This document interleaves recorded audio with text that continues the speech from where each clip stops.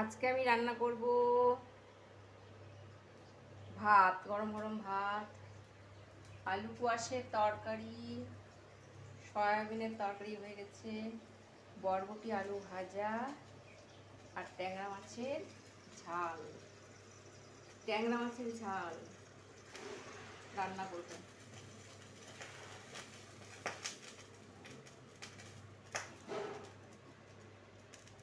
আর এখানে অমলেট করব, গুলে রেখেছি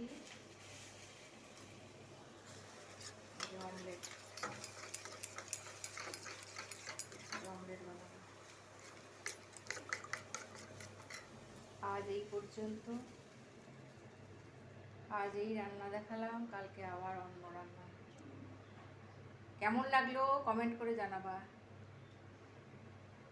কমেন্ট প্লিজ।